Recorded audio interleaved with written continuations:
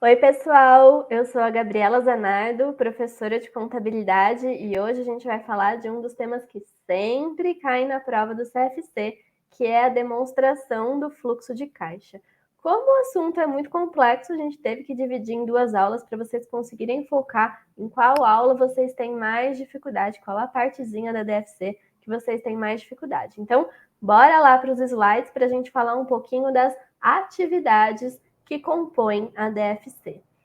Então, a DFC, antes da gente falar das atividades, é importante falar da obrigatoriedade. Já aconteceu em algumas provas terem algumas perguntas teóricas questionando qual é a obrigatoriedade das demonstrações. Então, na DFC, elas são obrigatórias para todas as sociedades de grande porte, né? Isso pela Lei 6.404. Então, o que é uma sociedade de grande porte? Ela especifica aqui que a sociedade de grande porte são de ativo total acima de 240 milhões ou de receita bruta anual superior a 300 milhões. Isso que a lei considera uma sociedade de grande porte. Na norma contábil, a gente recomenda para as empresas de capital aberto, na verdade é obrigatória para as empresas de capital aberto, mas a norma recomenda que todas as empresas façam essa demonstração, porque é uma demonstração importante para os usuários. Então, apesar dela não ser obrigatória, ela é muito incentivada que seja feita essa demonstração.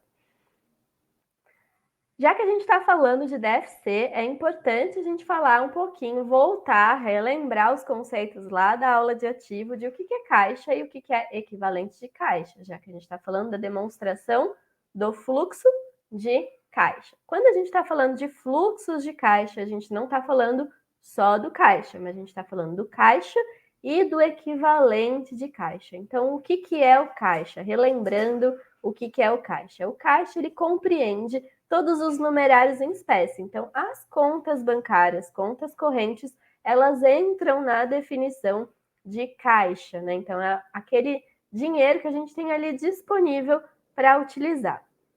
Então, os equivalentes de caixa, eles não são os valores que a gente tem ali disponíveis, mas eles são quase isso. Por isso que eles têm esse nome de equivalente de caixa. Então, a maioria das contas correntes do banco, elas têm uma aplicação atrelada a essa conta corrente. Então, você deixa o seu dinheiro parado, as empresas deixam o dinheiro parado nessa conta corrente e automaticamente é feita uma aplicação desse valor numa conta de aplicação ou em algum fundo que a gente tem uma liquidez imediata, às vezes até na conta poupança.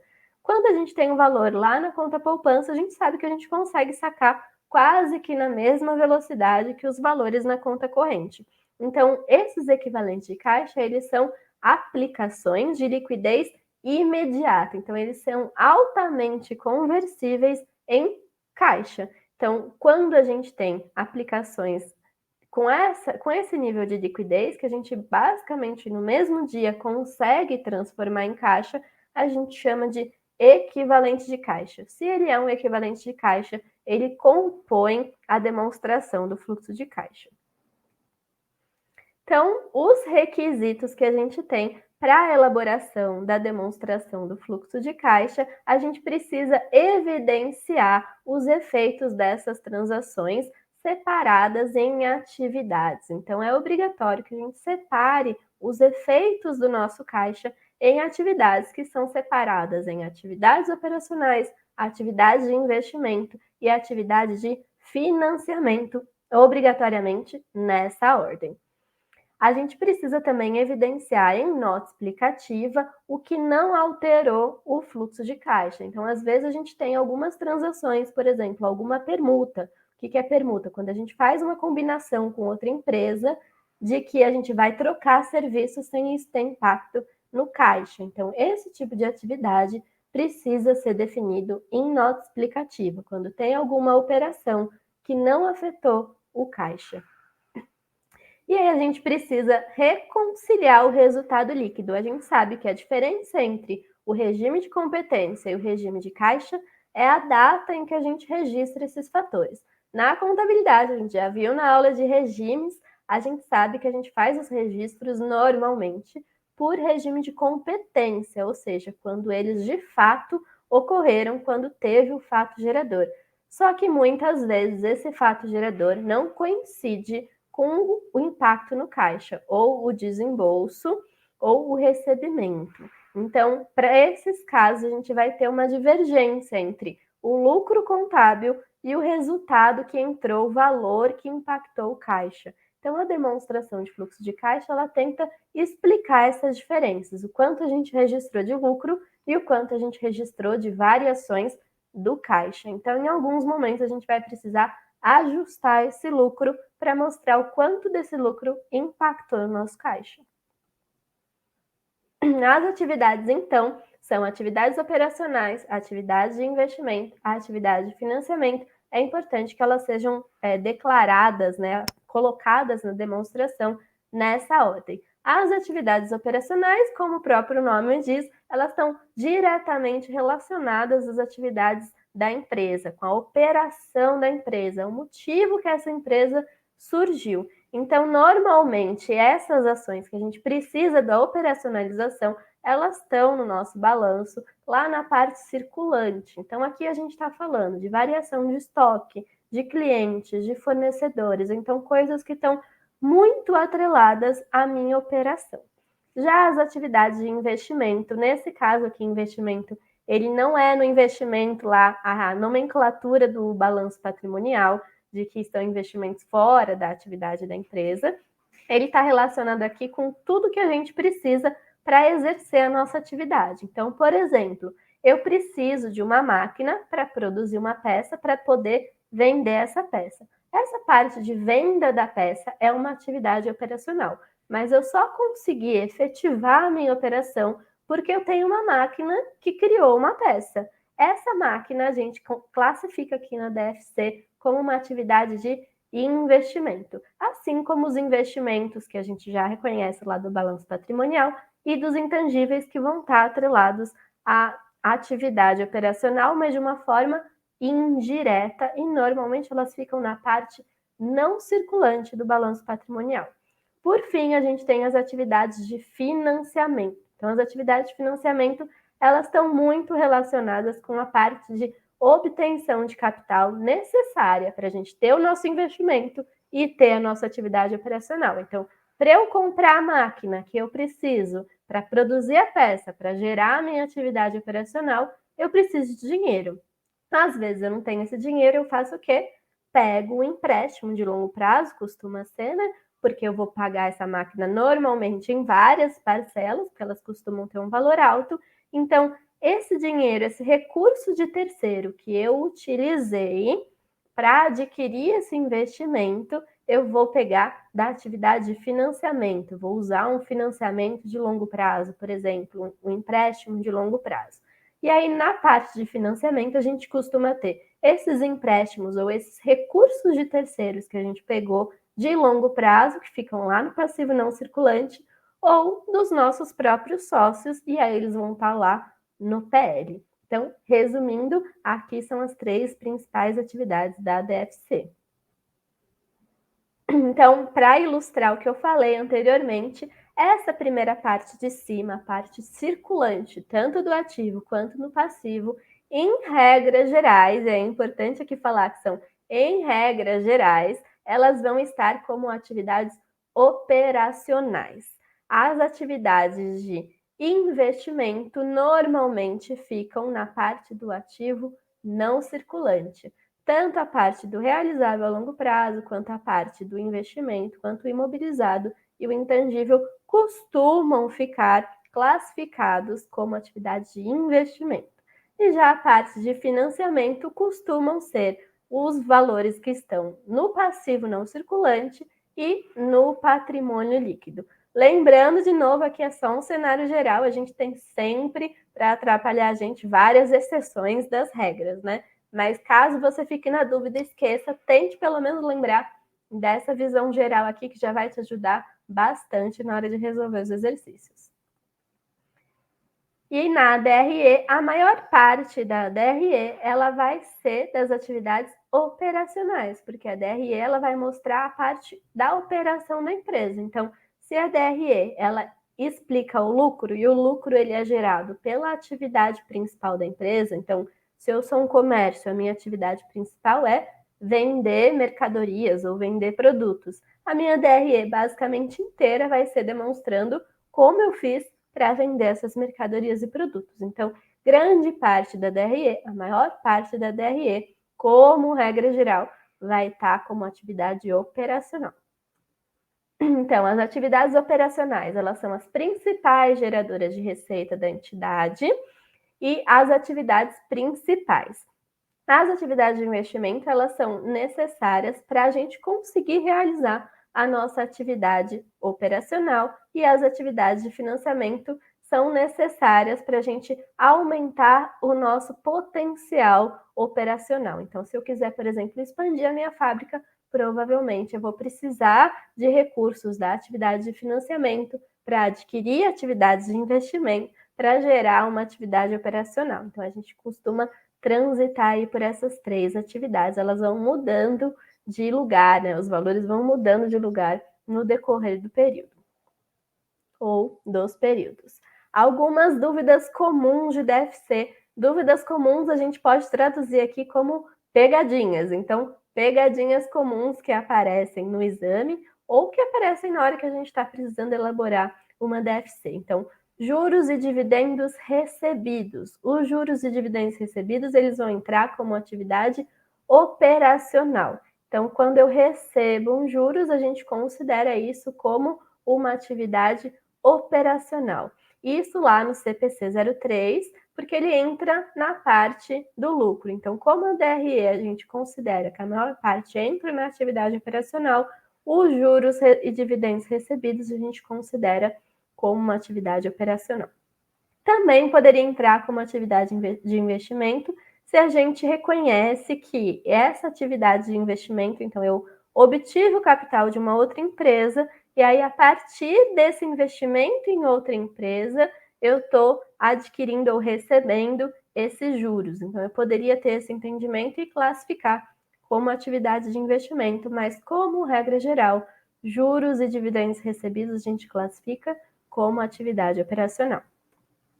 Juros pagos. Então, juros pagos a gente também considera como atividade operacional, até para a gente ter a confrontação dos juros recebidos com os juros pagos dentro de uma mesma atividade na DFC. Tá? Então, ela pode ser considerada, normalmente é considerada como uma atividade operacional, mas também a gente pode ter o entendimento que, como eu estou pagando um juros, ele está atrelado ao empréstimo que eu captei, e esse empréstimo costuma estar na atividade de financiamento. Então, em algum entendimento, alguns entendem que os juros pagos deveriam estar como atividade de financiamento. Por regra geral, vamos considerar juros das duas possibilidades como atividade operacional. E os dividendos pagos a gente costuma entrar como atividade de financiamento. Tem o entendimento que alguns dividendos pagos a gente poderia classificar como atividade operacional para ele se confrontar com dividendos recebidos que a gente classifica costumeiramente como atividade operacional, mas de uma regra, de uma forma geral, o incentivo da norma, né, é que a gente faça esse registro como atividade de financiamento, porque ele está atrelado ao custo de eu conseguir o meu patrimônio líquido. Então, o meu sócio, eu só vou conseguir mais investidores se eu tiver esse juros, se eu for pagar esse juros, se eu for pagar esses dividendos, né, na verdade. Então, eu só vou conseguir esse aporte de capital dos meus sócios se eu pagar o dividendo. Então, para isso, a gente considerando isso, a gente considera que as atividades de financiamento vão incorporar os valores dos dividendos pagos. Então, aqui, já que a gente já falou das atividades, né, vamos praticar isso, né? Porque eu falei várias coisas, mas e na prática? Como que isso costuma cair um pouquinho nos enunciados, né? Então, vamos trabalhar alguns aqui antes de ir para a aula de exercício prático, para vocês já estarem um pouquinho mais afiados. Então, pensando, a gente vai ter várias situações e a gente vai tentar classificar qual atividade que isso entraria na DFC. A gente ainda não está fazendo a DFC, a gente só está separando quais são as atividades. Então, aqui a gente tem a relação desses enunciados, né? E para cada evento a gente vai ter que falar se isso é atividade operacional, se é de investimento ou de financiamento. Então, aqui, um desembolso de 96.900 para fornecedores de mercadoria. Olha só, fornecedor de mercadoria. Fornecedor está lá no passivo circulante, então a gente já sabe que ele é uma conta do passivo circulante. Estou fornecendo mercadoria, está totalmente atrelado com a minha atividade, então eu vou colocar aqui como uma atividade operacional. Se é um desembolso, toda vez que eu desembolso, está saindo do meu bolso. Está saindo do meu bolso, está diminuindo o meu caixa. É importante a gente já começar a pensar aqui se essa operação vai aumentar ou se vai diminuir o meu caixa. Se eu estou desembolsando, está reduzindo a minha atividade operacional. B, recebimentos. Estou recebendo, está aumentando o meu caixa. Então, aqui a gente já sabe que é um aumento. Aumento de capital dos sócios. Então, a sócios está lá na parte do PL, então a gente já sabe que vai ser a atividade de financiamento, porque a gente está na parte do PL, está obtendo esse capital. Recebimento de 40 recebimento, aumentou o meu caixa, então eu já sei que vai ser um aumento, vai ser positivo aqui. 49.200 de clientes por vendas, então eu estou recebendo dos meus clientes, então isso é totalmente atrelado à minha atividade operacional. Então a gente já sabe que é um recebimento, é um aumento, então aumento da atividade operacional. Recebimento de novo, recebimento, aumento de clientes nesse período por vendas feitas no período anterior. Então, aqui também aumento da atividade operacional. A gente não está debatendo aqui regimes, né? A gente está falando que a gente recebeu nesse período. Então, se eu recebi nesse período, impactou o meu caixa nesse período, então ele vai entrar na minha DFC. Recebimento de 1.800 de um cliente. Recebimento aumentou o meu caixa. De um cliente por produtos que a empresa entregará no próximo período, que a gente não quer saber como vai ser o lançamento, a gente quer saber como que isso vai impactar na demonstração do fluxo de caixa. Recebimento aumentou. Se é de cliente, é atividade operacional. Desembolso de 40 mil para adquirir um terreno. Desembolso, redução do meu caixa. Isso vai impactar negativamente o meu caixa para adquirir um terreno. Eu normalmente uso esse terreno para exercer a minha atividade operacional. Então, eu estou investindo esse dinheiro. Então, é uma redução na atividade de investimento. Aumento de capital no valor de 60 mil com um terreno. Então, eu tenho um aumento de capital a partir de um terreno. Entrou dinheiro no meu caixa? Não. Saiu dinheiro do meu caixa? Também não. Então, isso daqui não afeta a minha DFC. Então, afetou a minha situação patrimonial, mas não afetou o meu caixa. Então, não vai entrar na DFC. Isso tem que obrigatoriamente estar lá nas notas explicativas. Desembolso já sei que afetou meu caixa, reduziu aqui, né? 25.300 referente a salário. Salário está totalmente relacionado com a atividade operacional da empresa, então uma redução na minha atividade operacional. Últimos aqui, desembolso de 7.900. Desembolso, redução do meu caixa. Empregados por serviços prestados. Então, serviços prestados a empregados está relacionado com a minha atividade operacional. Desembolso, de novo, redução. Por uma patente comprada de um inventor. Então, eu comprei uma patente, isso entra lá no meu intangível. Se eu comprei essa patente, foi para conseguir melhorar depois as minhas atividades operacionais, então eu estou aumentando a minha capacidade produtiva, provavelmente, né? Então, aqui fica lá no intangível, a maior parte das coisas que ficam lá no ativo não circulante, inclusive o intangível, entra como atividade de investimento. Como é um desembolso, é uma redução na atividade de investimento. Desembolso, de novo, redução. Como dividendos para os acionistas. Então, lembra, dividendos pagos, a gente costuma, incentivado pelo CPC, a classificar como atividade de financiamento. Então, é uma redução na atividade de financiamento. Recebimento vai aumentar o meu caixa pela venda de um equipamento. A minha empresa, claramente aqui, não existe para vender equipamento, mas de vez em quando a gente vai vender. Então a gente vai registrar isso como uma atividade de investimento. Só que aí a gente está aumentando a atividade de investimento. Desembolso de 100 mil para pagamento de empréstimos. Empréstimo, atividade de financiamento.